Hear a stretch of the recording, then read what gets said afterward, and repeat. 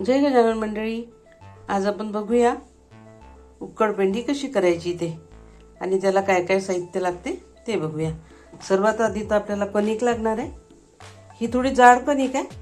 आपण गिरणीतून दळून आणतानाच त्याला म्हटलं उकडपेंडीसाठी पाहिजे तर ते थोडे रवाळ आणि जाडसर देतात आपल्याला दळून। आणि एक मोठा कांदा,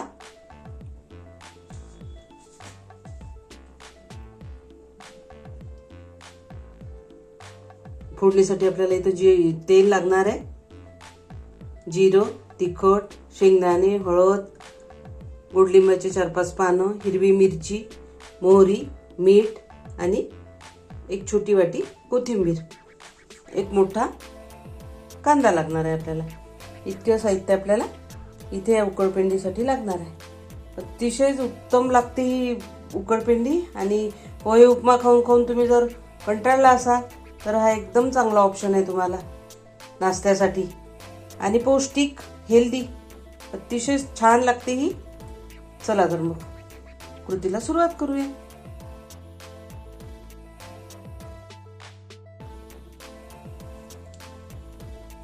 चला तर मग आपण आता उकडपेंडी कशी करायची ते बघूया। सर्वात आधी तर कढईमध्ये तेल टाकून घ्यायचं थोडं, अगदी कणिक भाजायला। आणि ही जी आपली कणिक आहे ती भाजून घ्यायची आहे।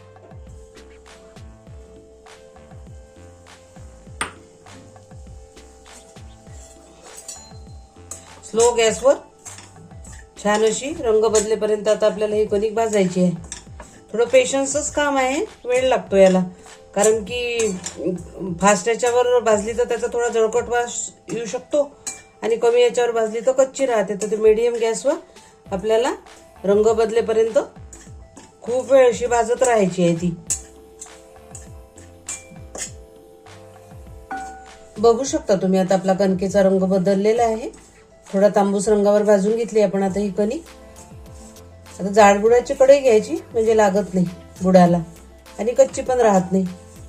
वास यायला लागला त्याचा की समजतेच आपल्याला भाजून झाली म्हणून आणि रंग पण बदलतो। आता गॅस बंद करायचा आपल्याला आणि आता हे काढून घेऊ एका प्लेटमध्ये आणि फोडणीची तयारी करूया।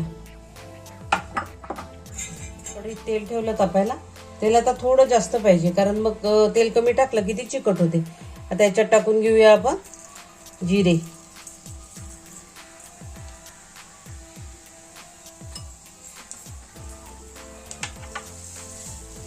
थोडी मोहरी,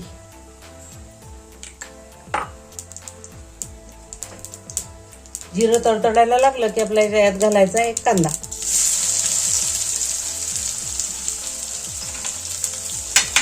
कांदा परतून घेऊयात आता।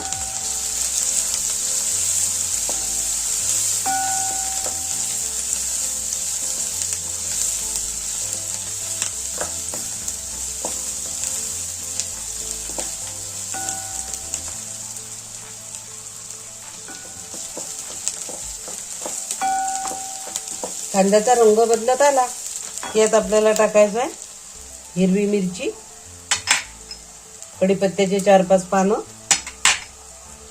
आपण जे घेतले व्हिडिओत दाखवल्याप्रमाणे शेंगदाणे। आता हे सगळं छान खमंग परतून घ्यायचं। आता कांद्याचा रंग बदलला आहे, याच्यात आपण आता हळद टाकून घेऊया। आवडत असेल तर तिखट टाका तुम्ही, नाही तर आपण ऑलरेडी हिरव्या मिरच्या टाकलेल्या आहेत।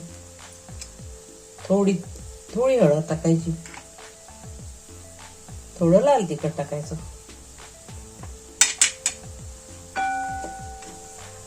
आणि आता प्लेटमध्ये जी आपण कणिक घेतली ती कणिक घालून घेऊया याच्यात।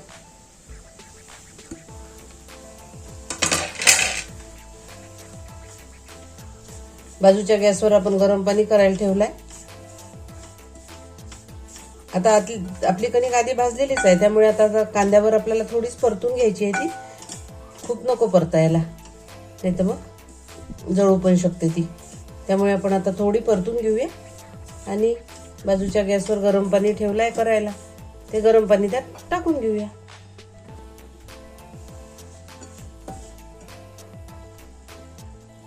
आता आपण याच्यात गरम पाणी टाकून घेऊया। जे आपण बाजूच्या शेगडीवर करायला ठेवलं ते. अगदी मोकळी मोकळी होती ही.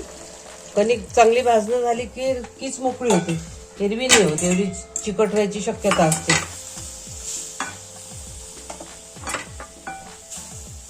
बघू शकता तुम्ही काय सुंदर झाली आणि रंग पण किती छान आलाय तो. आता याच्यात मीठ टाकून घ्यायचं चवीप्रमाणे. तुम्हाला आवडत असेल तर तुम्ही लिंबू साखर ते सुद्धा याच्यात टाकू शकता, पण आम्ही अशी फोडणीच्या ताकासोबत खातो तर मग लिंबूची काही गरज नाही. चवीप्रमाणे मीठ घालून घ्यायचं आणि एक 5 मिनिट याला झाकण ठेवून परतून घ्यायची.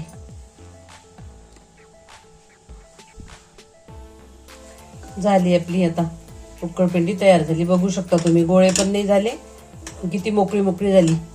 एकदा तुम्ही जर अशी उकडपेंडी केली तर तुम्हाला कोणी पोहे उपमा करायला म्हणणारच नाही. घरचे सगळे म्हणतील की उकडपेंडीच करा नाश्त्याला. इतका छान ऑप्शन आहे हा, हेल्दी. आता यात थोडी आपण कोथिंबीर टाकून घेऊया.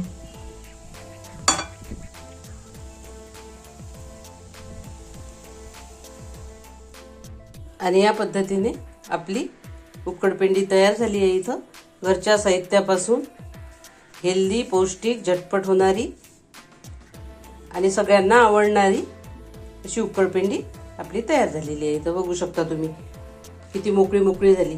फक्त ती कणिकच भाजताना थोडी पेशन्स पाहिजे. आणि तुम्हाला जर सारखी सारखी करायची लागली तुम्ही एकदमच कणिक भाजून ठेवून द्यायची डब्यामध्ये, आणि जेव्हा लागलं तेव्हा वाटीभर कणिक काढून, मग तर पटकनच होते. कांदा झाला की झाली मग उकडपेंडी. मग भाजून ठेवलेली कणिक असली तर तुम्हाला काही वेळ नाही लागणार, अगदी लवकर तुमची उकडपेंडी होईल. त्याच्यासोबत केलेला आहे फोडणीचं ताक.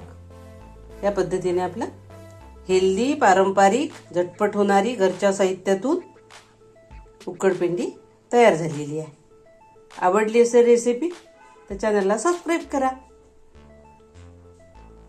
करून बघा, कमेंट करून सांगा तुम्हाला कशी वाटली रेसिपी, माझी करण्याची पद्धत.